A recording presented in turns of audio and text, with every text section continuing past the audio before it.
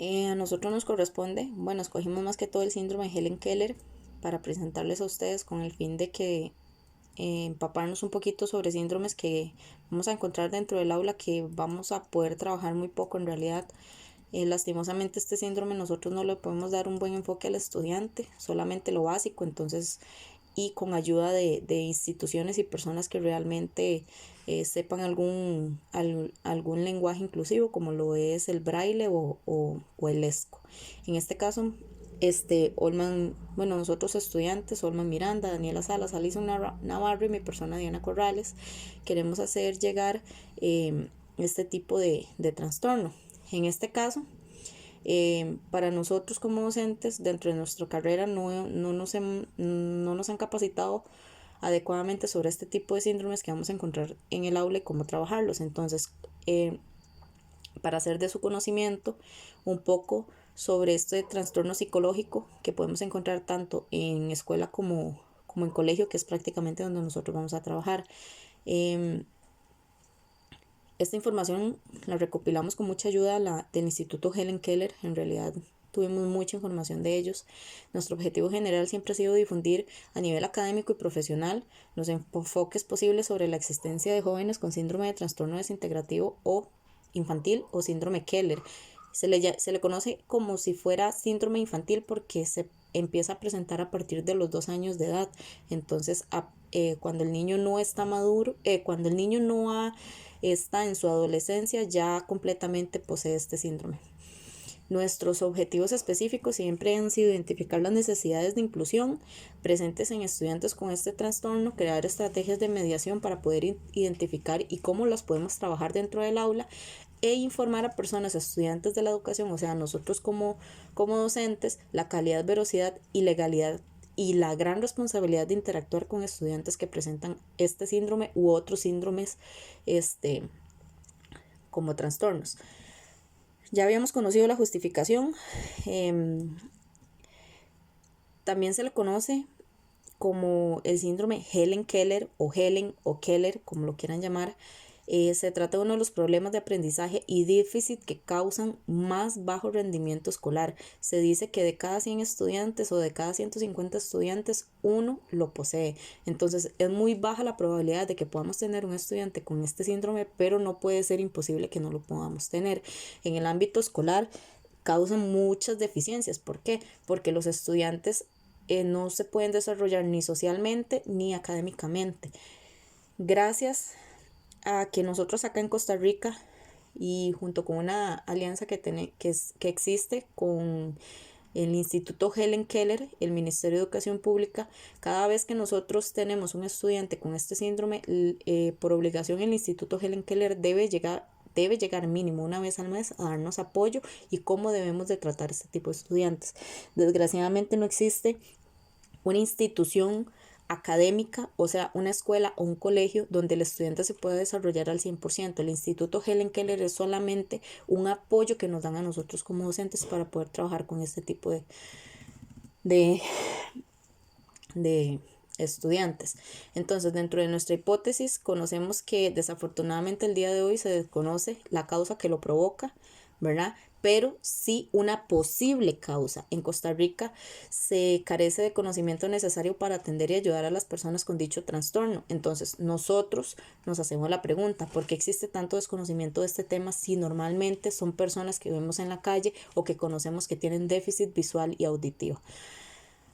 Se dice que los niños afectados por el síndrome Keller o Heller o trastorno desintegrativo infantil muestran una pérdida clínicamente significativa de habilidades previamente adquiridas en al menos 2 de los campos que voy a mencionar. Por ejemplo, en el lenguaje, en habilidades sociales y autocuidado, control intestino y vejiga, que es muy poco, habilidades de juego y por supuesto las habilidades motoras quedan al 0% activas. En el inicio del síndrome Helen Keller puede ser abrupto.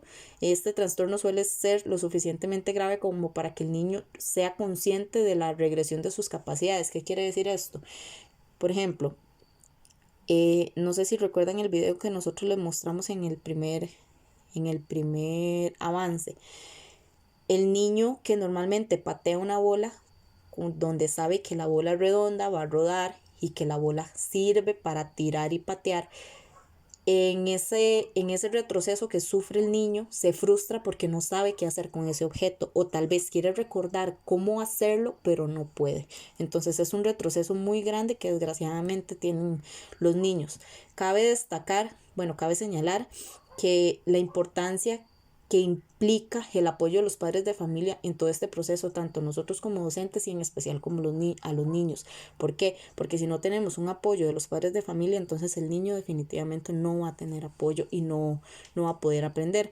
Dentro de nuestros antecedentes, el síndrome Heller, según la investigación, suele aparecer sobre los niños de 2 años o más, aunque en ocasiones no se hace evidente si no es pasado los 10 años. Entonces, antes de los 2 años, según el crecimiento del niño, no puede aparecer el síndrome. Después de los 2 años, sí. Resulta que este síndrome afecta el lenguaje, función social y motricidad, pero se diferencia en su carácter regresivo y repentino, hasta el punto en que ocasiona el mismo niño se da cuenta de su problema. O sea, el niño sabe que ya no va a escuchar a mamá como antes, ni va a poder ver a papá como antes. En Costa Rica se dice que 1 de cada 68 niños es diagnosticado con un trastorno espectro autista, que desgraciadamente este trastorno de desintegrativo infantil pertenece al espectro autista. En Costa Rica, según Asocopa, se reportan en Costa Rica solamente 222 personas con este síndrome. Se dice que en los años 50 acá en Costa Rica se crea un instituto llamado Asociación de Ciegos Costarricenses, que actualmente le vamos a conocer como el Centro Helen Keller, que se crea con la finalidad de velar por los derechos de la población ciega y deficiencia visual. Pero como va pasando el tiempo, el Ministerio de Educación Pública hace una alianza con este instituto para que dentro de su escuela de enseñanza especial, en conjunto con los docentes de enseñanza especial, se construya un edificio. Bueno, en este caso con el Ministerio de Educación se construye un edificio para que se crea un instituto de rehabilitación y formación Heller. Quiere decir que ahí los niños se van a atender, niños no solamente de ceguera, sino también de sordo-ceguera y baja visión, adolescentes y adultos que merecen y necesitan y aspiraron tener algún día un poco de ayuda. Dentro de nuestro marco teórico conocemos por qué se le llama Helen a este síndrome. Resulta que en Alabama, en Estados Unidos, existía una niña que se llamaba Helen Adams Keller, nacida el 27 de junio de 1880. Esta niña era hija de un comandante y era una familia muy acomodada, tenía una situación económica muy buena. Resulta que para una guerra de allá, hubo una crisis. Entonces el padre de la niña, Helen Adams Keller, fue uno de los afectados, por lo que empezó a caer en crisis. Resulta que su madre, la madre de Helen, contaba que ella era una niña muy inteligente, desde que era bebé nació con perfecta salud. Se dice que a los 7 meses ya decía algunas palabras, incluso antes de su primer año de edad empezó a trabajar, a caminar. Entre las primeras palabras que decía, agua era su favorita. Pero resulta que dentro de la crisis, cuando Helen cumple 19 meses de edad, comienza a presentar síntomas de alguna enfermedad que en esa época se conocía como congestión cerebroestomacal. No se sabía la procedencia, pero de acuerdo a los médicos actuales, todo apuntaba a ser o sarampión o escalatina o meningitis. Recordemos que cuando un niño antes de sus 23 meses de edad tiene alguna enfermedad estomacal, siempre va a repercutir con alguna consecuencia grave dentro de sus capacidades motoras. Eso es por ende fijo. El médico de cabecera de la familia de Helen pensaba que ella que ella iba a morir, pero resulta que la familia creía que por un milagro la fiebre de Helen empezó a bajar, entonces la niña se empezó a recuperar. La madre dice que ella era una niña muy curiosa, entonces nunca se quedó quedita. Helen empezó a las primeras palabras que empezó a entender fue porque tocaba los labios de las personas con las que las personas que le hablaban, y de ahí fue aprendiendo braille que una de sus maestras le enseñó. Aprendió 4 idiomas diferentes y se dice que era una niña muy tímida. Dentro de su diagnóstico y tratamiento, hablemos un poco de qué era. Es un tipo de trastorno del espectro autista poco conocido y se manifiesta así en niños que presentan un desarrollo normal en los primeros años. A partir de los 3 o 4 años comienzan a perder capacidades adquiridas. ¿Qué quiere decir esto? Que afecta, como ya antes lo había dicho, 1 de cada 150 personas. Entonces, ¿cómo se diagnostica esto? Se asocia comúnmente con otras patologías neurológicas como trastornos convulsivos o la esclerosis tuberosa. Los niños que padecen estos trastornos manifiestan síntomas similares a los del trastorno autista o el trastorno del Rett, pero no son tan evidentes, sino es hasta que el niño se da cuenta que no posee ciertas habilidades. Entonces, las principales diferencias con estos trastornos autistas que ya antes mencioné es que alcanza 3 o 4 años de edad. Durante sus cursos clínicos se produce un deterioro muy pronunciado en ciertas capacidades. Por ejemplo, el desarrollo aparentemente normal durante sus primeros 2 años posteriores al nacimiento, pero después empiezan con la pérdida considerable de habilidades adquiridas previamente en las áreas como lenguaje, expresión o habilidades motoras, que es donde el niño se frustra porque él sabe qué hacer con el objeto, pero no recuerda, o sea, no puede hacerlo. ¿Qué tratamiento existe? Bueno, no existe un tratamiento, pero se dice que con paciencia y terapias conductuales y de comunicación y varios analgésicos que calman a los niños, se puede llevar una vida un poco más controlada. ¿Qué nivel de severidad tiene el síndrome Helen-Keller? Bueno, primero que lo principal, recuerden que nosotros estamos en una sociedad completamente que discrimina todo, entonces el deterioro de la comunicación social es uno de los déficits más grandes que tiene este síndrome, y los patrones de conducta repetitivos y restringidos inclusive llegan hasta quitarse la vida por este tipo de trastornos, ya cuando los niños están grandes, adultos. Recordemos que nuestra educación inclusiva debe asumir el modelo social para entender la dificultad educativa que está pasando el estudiante. Entonces, según la UNESCO, se debe lograr trascender una visión desde la educación especial y se orienta en reducción todo tipo de barreras del aprendizaje y al Centro Nacional de Educación Helen Keller. También por acá abajo habla sobre cómo podemos trabajar. Según el plan que nosotros debemos de trabajar siempre es acoger a la diversidad valorando las características propias, planteando un currículum más amplio donde el estudiante pueda tener una enseñanza tradicional y pueda saber ser y conocer, pero sobre todo poder hacer. La enseñanza y el aprendizaje son interactivos, es decir, el estudiante participa activamente en su propio proceso educativo y a la vez aprende con y de otros. O sea, el estudiante no va a retroceder ya por tener sus dificultades físicas y psicológicas. Él aprende pero no vuelve a retroceder. Entonces, la participación de la familia, que es uno de los principales métodos, inclusive para que ellos aprendan cómo tratar y cómo sobrellevar este síndrome dentro de la familia. Por acá también tenemos un plan de estudio según el Centro Nacional Helen Keller, que lo principal que nosotros como docentes debemos de tener es humanismo. Entonces, según el humanismo, racionalismo y constructivismo, dentro de este último, para cuanto es la persona que constituye el conocimiento a partir de la interacción. O sea, la interacción siempre va a ser mamá, hijo, o mamá, el encargado de la Helen Keller, hijo, y nosotros como docentes y estudiantes. Bueno, hablemos un poco de nuestra investigación.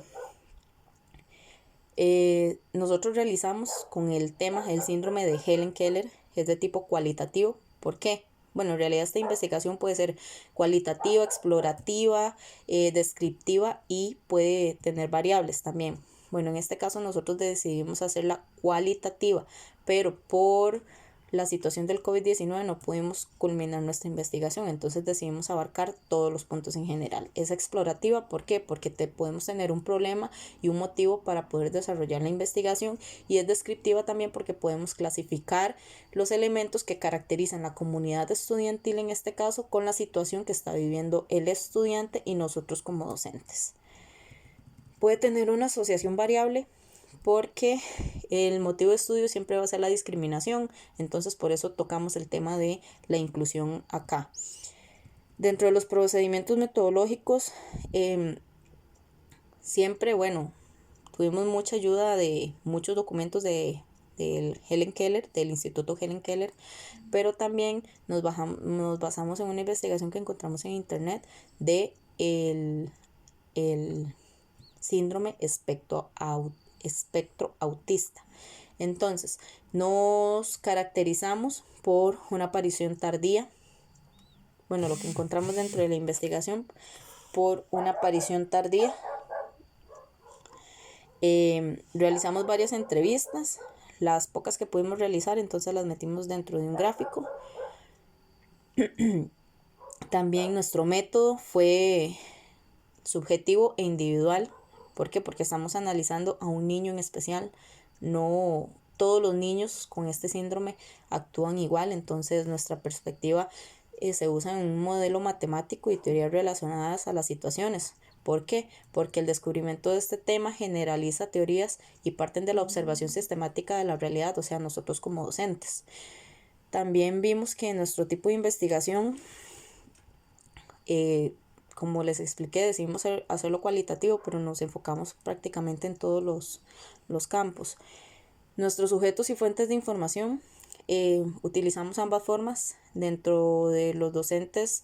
En mi caso, yo tengo un caso de una chica donde la atiende una compañera de la Helen Keller e instituciones públicas y privadas que han logrado poder sobrellevar este tipo de estudiantes. Entonces, también por otro lado, consultamos especialistas. En mi caso consulté a la compañera que trabaja con la Helen Keller, cómo trabajaba y qué método utilizaba ella para poder enfrentar este tipo de estudiantes. Nuestro análisis de interpretación de resultados, como les expliqué, fueron muy pocas las entrevistas que pudimos realizar. Entonces, preguntamos qué tanto conocen la población sobre el síndrome de Asperger en este caso. Nos enfocamos en el síndrome Keller, ¿verdad? 50 personas encuestadas, al 35% le llamó la atención, el 10% tiene muy poco conocimiento y el 5% restante realmente no le interesa el tema. Y lo peor es que son docentes a los que se les hizo la entrevista. Según la interpretación, es de gran importancia realizar una encuesta sobre tanto qué conocimiento tiene la población sobre este síndrome que nosotros estamos tratando. Dentro de nuestro análisis, 35 docentes, se les consultó, ¿verdad?, qué tan informados están sobre este síndrome. 35 docentes de diferentes asignaturas que se aplicaron en varias instituciones a las que nosotros como estudiantes laboramos, fueron encuestados, y el 10% muestra un poco de conocimiento sobre este tema, pero definitivamente el 15% refleja temor por no saber absolutamente nada de este síndrome. Aún así, sabiendo que existen estudiantes y que algún día van a poder llegar a las manos. Según nuestra interpretación, es importante que el docente esté informado definitivamente de qué tipo de síndrome puede llegar a nuestras manos. Según el consentimiento informado dentro de este documento, cada integrante, cada uno de nosotros se hace responsable con cada parte correspondiente, porque hemos tenido mucha ética al realizar este trabajo. No se ha realizado ningún plagio, se ha tomado información, se ha copiado como cita textual. Para nuestro informe final de investigación, tomé una frase muy importante, una teoría que me gustó mucho. Según en 1908 por el psiquiatra austriaco Theodor Heller, es uno de los trastornos generalizados del desarrollo. Se distingue por ocasionar una regresión en distintas áreas de desempeño. Entonces, no es solamente que afecta un sistema motor, sino que afecta prácticamente todos los sistemas motores que posee el niño. Dentro de la descripción clínica de la alteración de las líneas generales, tenemos la pérdida parcial o total del lenguaje, el déficit comunicativo, que ya eso lo mencionamos anteriormente, pero no tan detallado como lo tenemos en este informe. Desinterés por el contexto inmediato, retraimiento, apatía por las actividades, incoordinación, movimientos repetitivos, pérdida de control, apariciones, enuresis y falta de reciprocidad emocional o social. Definitivamente el niño se aparta porque él sabe que algo está pasando sobre su cuerpo. Hay otra parte acá que me hizo acá. ¿Cuál es la finalidad de esta experiencia? Bueno, según el niño, es que favorezcan su competencia comunicativa. O sea, lo importante es que nosotros como docentes tenemos que crear un sistema donde el niño se pueda comunicar tanto con nosotros como con sus familiares. Entonces, para que los demás no lo vean como el extraño o el raro, tenemos que acostumbrar también a los estudiantes que todas las personas somos diferentes y podemos tener dificultades diferentes. Entonces, siento que eso es una de las partes más importantes. Y para terminar o concluir nuestras conclusiones, que prácticamente no las considero conclusiones, sino como recomendaciones, siento que el Centro Nacional de Educación Helen Keller se establece con una consideración que la tomé exactamente para acá y me llamó mucho la atención. Es una estructura curricular planteada por competencias implicando un cambio significativo en la alteración educativa que se brinda al estudiantado, principalmente por parte del personal docente a cargo, por cuanto tal y lo afirmó Tobón, ¿verdad? Dice que se requiere que un docente se arriesgue a salir del paradigma de la certidumbre, de lo conocido y de lo controlable, asumiendo la sorpresa y lo que está por conocer como parte determinante de los procesos vitales y como la auténtica posibilidad de creación. Su visión debe ampliar con el fin de darle el espacio a los diferentes saberes, permitiendo que estos se vayan articulando e integrando de manera sistemática a partir de los mismos problemas que los convocan. La mirada en la acción no le puede faltar. Eso es definitivo que nosotros no, aunque nunca debemos, no es que no se pueda, nunca debemos decirle que no a cualquier síndrome que llegue a nuestras aulas. Entonces, la mirada en la acción no le puede faltar, pero debe ser también constructor de conocimiento conceptual y de valores. Es muy importante que nosotros como docentes tengamos la capacidad, la fortaleza, pero sobre todo la sabiduría de tener ese valor de decir yo sí puedo trabajar con este niño, que proteja de caer en la relación, en la reaccionalidad netamente instrumental. Debe ser una persona vinculada a la cultura e inquietud de la sociedad, llevándole el timón a estas y canalizándolas en proceso de aprendizaje y enseñanza. Es muy importante nosotros como docentes aprender nunca decir no puedo lidiar con este estudiante por la dificultad que tiene, porque siempre va a existir un método entre estudiante y docente para que el niño pueda aprender. Aunque aprenda solamente el número 1 y aunque aprenda solamente a leer la letra A, es muy importante, ya el niño lo aprendió y eso es lo que va a llevarse hasta el día de su muerte. Entonces, por acá hay otra también que nosotros como docentes debemos de tomar en cuenta. Es muy importante, por acá lo tengo, acá. Para desarrollar lo que nosotros llamamos clases, lo vamos a conocer profesionalmente como módulos para este tipo de síndrome. A cargo se debe considerar en un planeamiento didáctico la utilización de actividades de mediación que involucren elementos básicos de cada competencia, desde el saber ser, saber conocer y saber hacer, que ya lo mencioné anteriormente, considerando los principios básicos y condiciones de la andragogía de este síndrome. Entonces, si aunque sea el niño aprenda a meter la forma cuadrada en el agujero cuadrado, ya eso es un avance tanto para nosotros como docentes, pero en especial como lo va a ser para el estudiante. Recordemos que, les voy a poner un ejemplo, es como que nosotros tengamos una persona de 22, 23 años sufra un accidente de tránsito y quede ciego. ¿Qué tiene que hacer? Buscar su método para poder empezar de cero.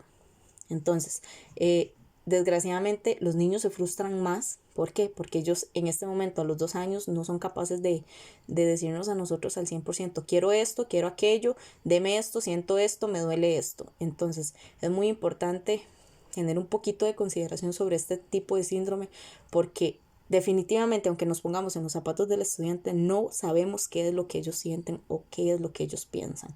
Entonces, esta investigación fue basada definitivamente en el síndrome Keller o en el trastorno desintegrativo infantil junto con el síndrome Asperger.